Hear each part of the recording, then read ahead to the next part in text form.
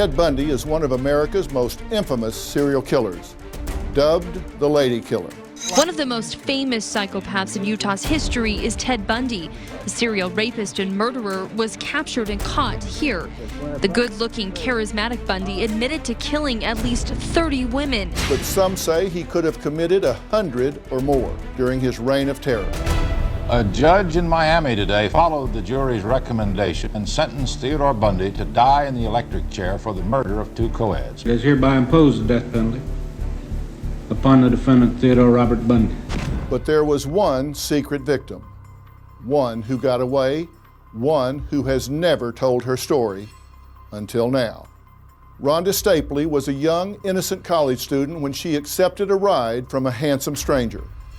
When she got into his old Volkswagen, she had no idea she was sitting next to America's most notorious serial killer and was about to look death right in the face.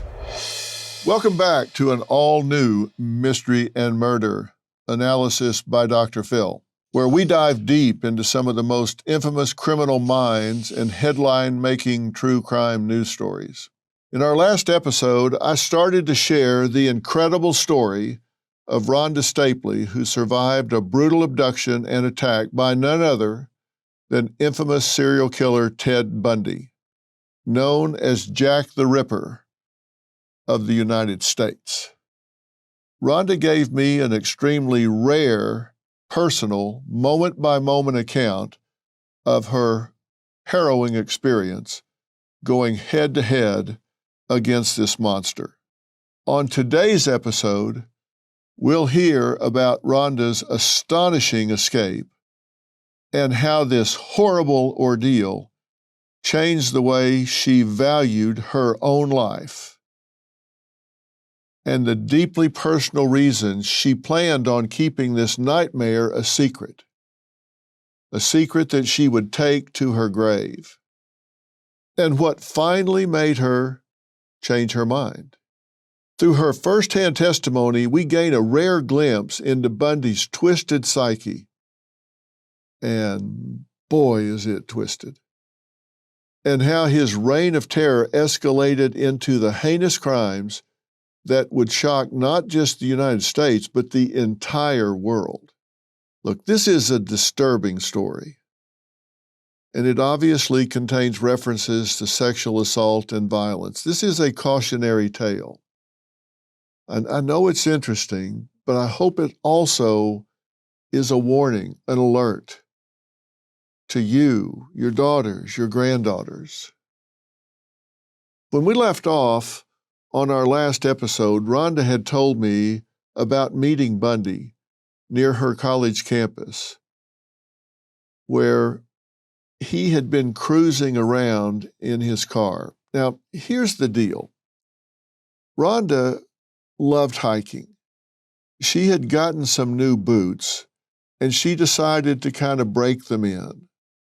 And so she put them on near campus where she lived and decided to walk into kind of the town square area to see how they felt, if they were okay, before she went on a really long hike. She walked in and decided, yeah, these are okay. These were serious hiking boots, and they had leather laces on them, wrapped 3 times around the top. She was a hiker. She was waiting for a bus to go back. She thought, okay, I've tested these out, so I don't need to do that anymore. She was going to just hop a bus and get back home, save some time. And a well-practiced Bundy, I mean, really well-practiced at this, sadly, he had done it before, pulls up and uses his charm and his psychopathic skills to disarm her into letting her guard down and getting into his car. So what began as just, hey, a ride home by a good-looking, friendly guy turned into a kidnapping where he took Rhonda to a secluded picnic area in a Utah canyon, where he proceeded to beat, rape, humiliate, and repeatedly strangle and then resuscitate her. Now, this was all a sick power game of torture that he needed to feel aroused and superior. And obviously, this is something that goes well beyond just someone impulsively grabbing somebody and taking them off to have his way. This got into the complexity of who he was, the dark side of who he was. Now, as Rhonda lay there, the victim of this sick power game of torture that he needed to get aroused and feel superior, she knew to the core of her soul that she had encountered the devil himself, and that she was at that moment in her life that she was going to die. What happened next was nothing short of a miracle. He probably strangled me to unconsciousness 5 or 6 different times. The last time I woke up, I was on the picnic table. I came to and could see a little light coming from the dome light of the car. He was probably looking for the crowbar to make sure I was dead. I just thought, run. I was still lightheaded from being unconscious. I didn't notice that I was running towards a river. Miraculously, Rhonda had escaped from Bundy's clutches. But her struggle for survival was far from over.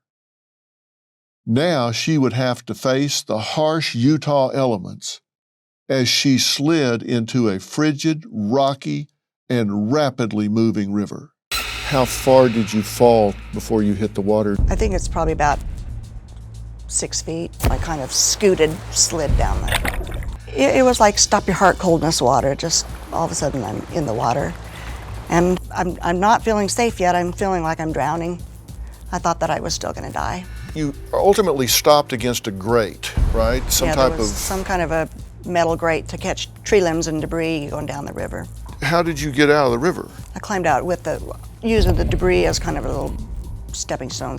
After using all of her strength to climb out of the river, Rhonda was terrified to go up to the road, sure that Bundy would catch up to her in his car.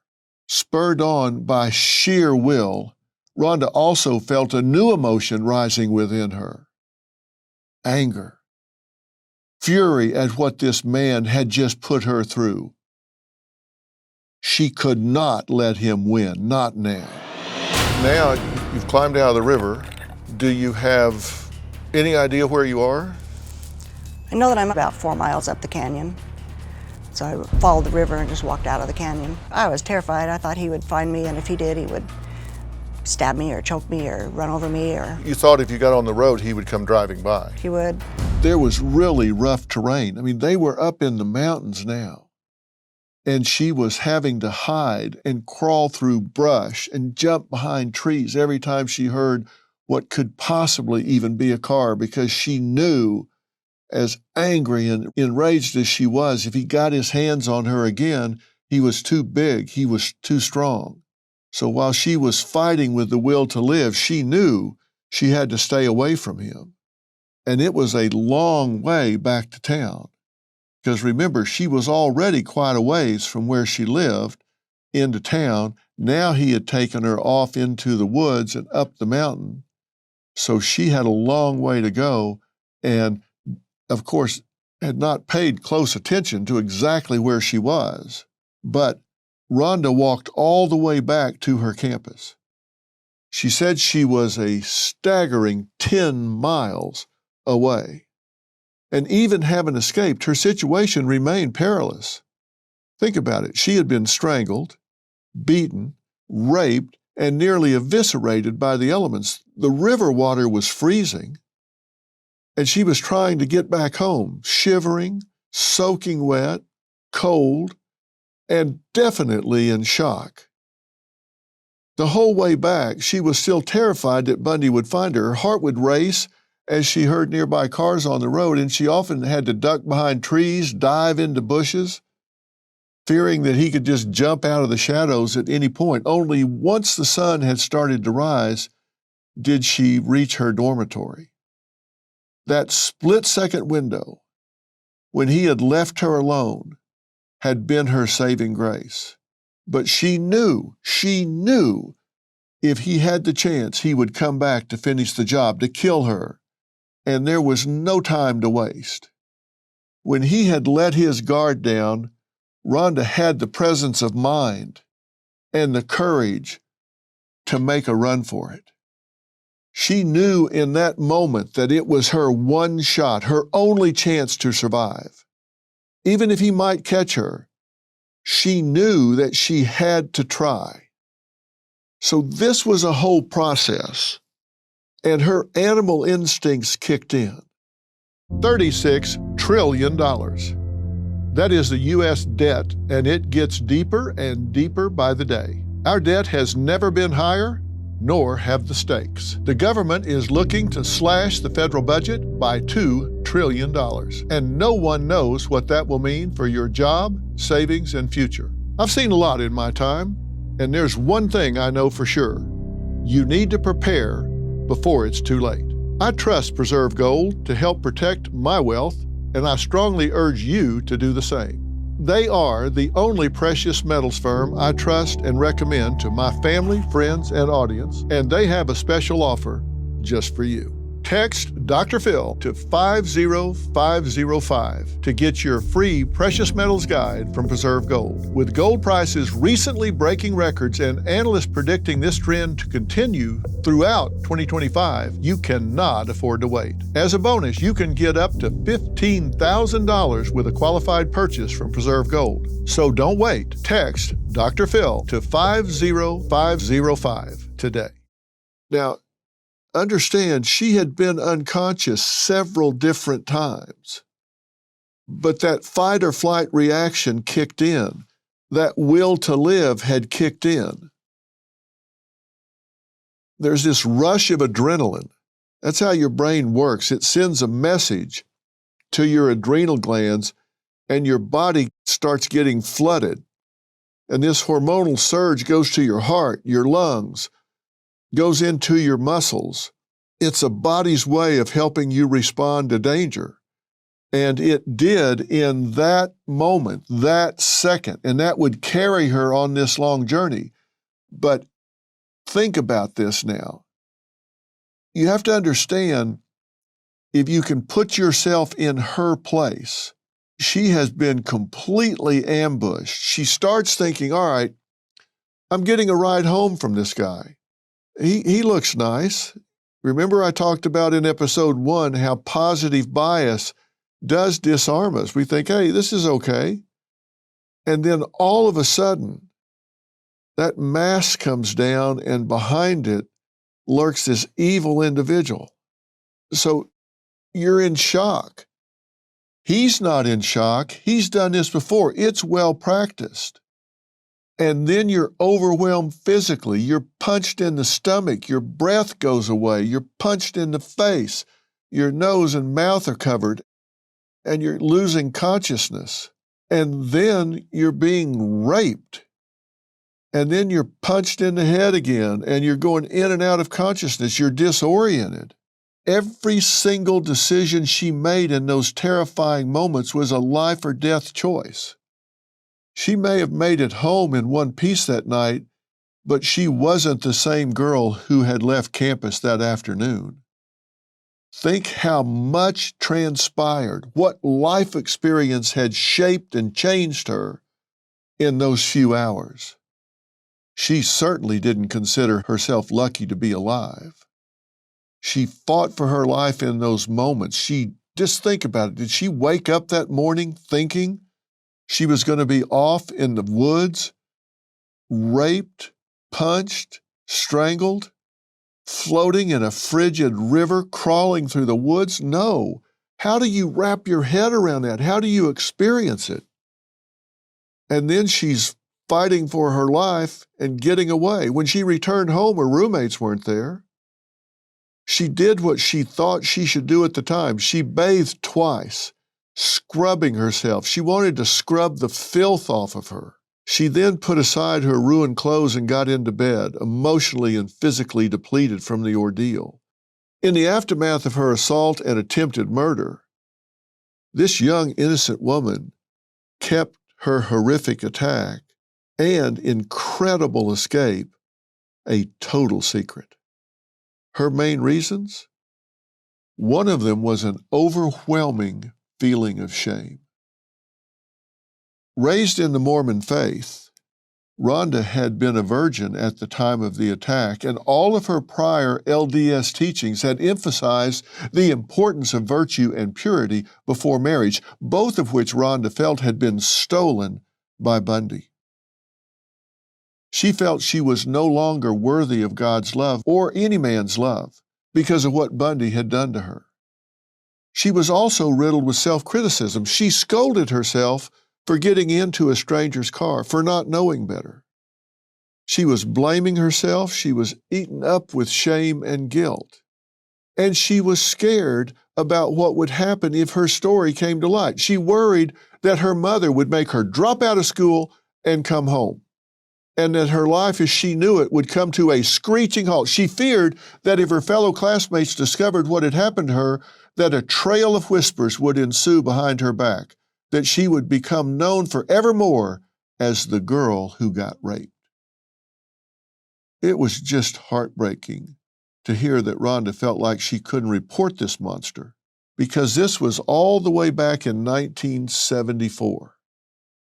Now, think about that. That was 50 years ago. And while we thankfully have come a long way as a society in terms of removing harmful stigmas surrounding sexual violence, we know victims still struggle to report cases. In fact, as of 2024, according to the Department of Justice, still only 310 out of every 1,000 sexual assaults are reported to the police.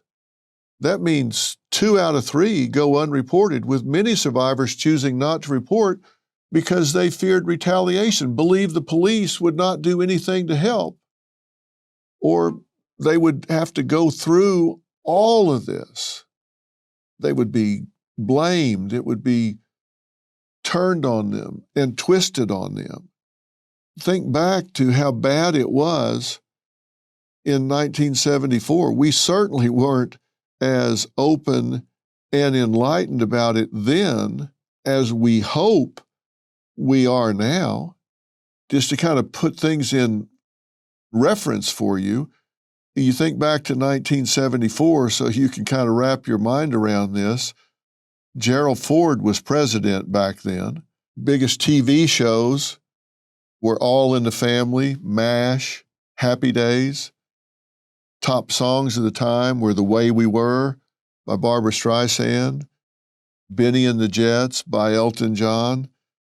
Big stories were the Watergate scandal.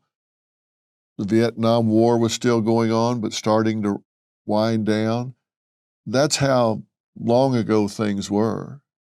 That was the environment Rhonda was feeling shame and guilt, thinking about going to the police. There weren't social workers teeming around the police stations at the time so much as there are today.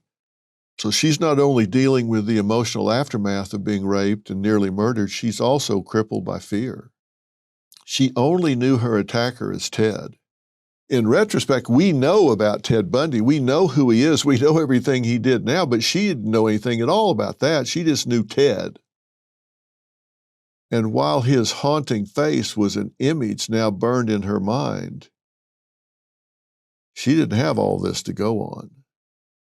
But this Ted knew much more about Rhonda. He knew her name. He knew where she attended school.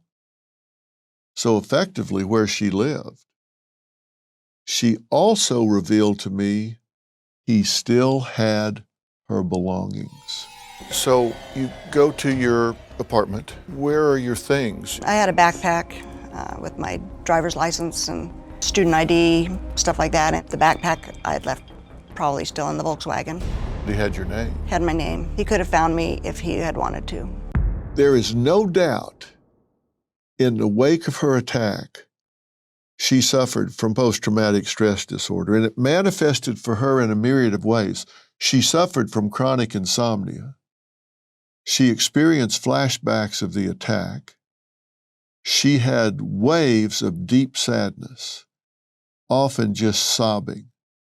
She had feelings of shame, guilt that tied into poor self-esteem, incorrectly thinking she's to blame for what happened. Now, not only is she experiencing PTSD, she has fear of his retaliation. Why? Well, he's still out there. She escaped, but he still has the upper hand. Bundy is her real-life boogeyman. Think about this. He's got her information. He's got her driver's license. He's got her address. And she went back to her apartment knowing that he had her address, knowing that she could identify him. She went back to the one place that she knew he could find her if he was looking for her. So what goes through her mind at that point? She makes a conscious decision to go to the one place that she knew he could come looking for her. I said there was a change that took place in her. And what was that change? Was that change that she was so devalued, so broken in spirit, so shameful and self-blaming that she said, you know, whatever. Hell, if he comes and gets me, he comes and gets me. Why else would she say, I don't care, I'm just going home. If he comes, he comes. High-risk behavior. When you devalue yourself and think, you know what can they do to me now? I've been raped, beaten, humiliated, soiled, changed forever. I just don't care anymore. She's angry, she's enraged, but some of that rage is at herself. So she goes home and goes to sleep. Now, this seems like a huge contradiction.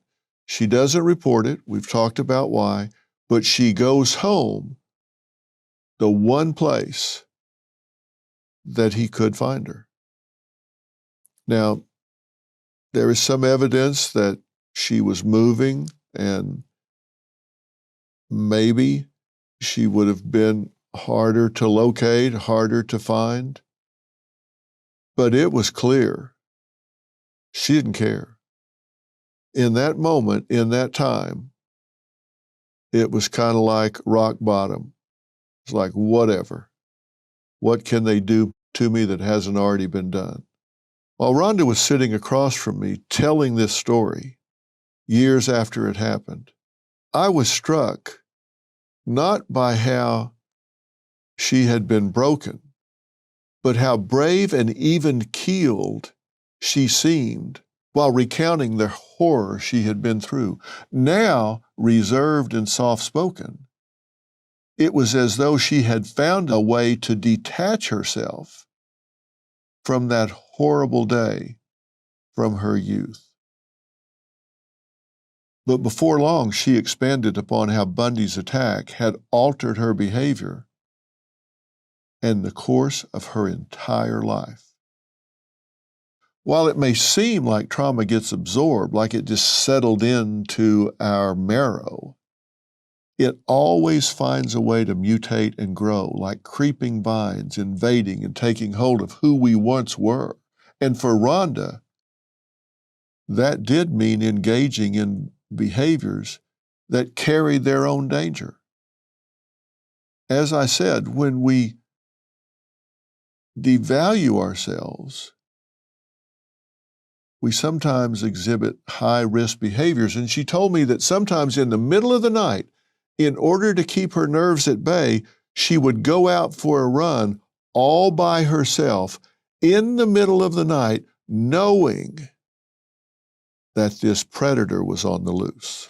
As people value their lives less, we tend to see them engage in high-risk behaviors more. Yes. It's like, yeah, I guess I could get killed, but What could they do to me that hasn't already been done? Clearly, this running in the middle of the night was her attempt at taking back some agency over her life. It's not only this pent-up anxiety she's trying to rid her system of, but if you look deeper, was she trying to outrun her past? What's been done to her? What's been taken from her? Is she putting herself out there saying, you want a shot at me? I'm here. High-risk behavior. After her attack, Rhonda would hear news reports about other attacks in different areas where women's bodies were being found. She wondered, of course, was it him? She couldn't be sure. Now remember, she was just 21 years old at this time. She was absolutely panic-stricken. She was firm in her decision about keeping her assault, an assault that caused her great shame, a complete secret. She did not want this to get out. She did not want to become a victim. But soon descriptions of Bundy's likeness, his car, and his methods were starting to circulate. Bundy always seemed a few moves ahead of authorities. He didn't stay in one place for long. Now, Rhonda's naive and she's scared. She truly believes she didn't have much information to add for the police because what was coming out confirmed what she had experienced, but she didn't think she had much to add to it. Still, guilt gnawed at her. Her trauma waxed and waned. It would lie dormant for a time, then it would just rear its ugly head again. This persisted for years. At one point, the sorrow and panic Rhonda felt was so intense that for a time, she self-medicated, even overdosing right after Bundy's future first escape from prison. I don't know if I really wanted to die or if I just wanted to stop the pain. Numerous studies show the link between sexual abuse survivors and substance abuse. And of course, it's not a solution to the problem. But there are multiple reasons why someone would reach for a drink or a bottle of pills in this instance. As I say, I'm not endorsing that. I don't think it's at all a solution, but it's not impossible to understand. It's often seen as a way to cope or escape from the trauma of sexual abuse. Sometimes the pain just gets so intense and the individual doesn't want to go fess up to a doctor or a therapist for fear of being forced to report it. So it's a form of self-medication. It's a way to help deal with low self-esteem and feelings of loneliness because it's a way to dissociate. For just a while, you can go into a fantasy land. You get high or you get loopy, and you don't have to think about it or feel about it. You numb yourself. And it is a manifestation of self-harm and self-destructive behavior. There's a certain part of our brain that's hedonistic. We do seek pleasure, and we tend to avoid sadness or pain. So we're going to seek out some solution, even if it's the wrong one. I've seen it in my work with substance abusers. They do it for a reason. They're trying to escape their reality and give themselves some relief, bring in what feels like joy, but it really isn't. It's a fantasy land. It's a false high. And of course, it doesn't last very long, and it takes more and more of the substance to get back to that high that they wanted. That's the problem. Next time on Mystery and Murder, Ted's terror after Rhonda ran away. He went on a crime spree that she watched unfold on the news. That's next time.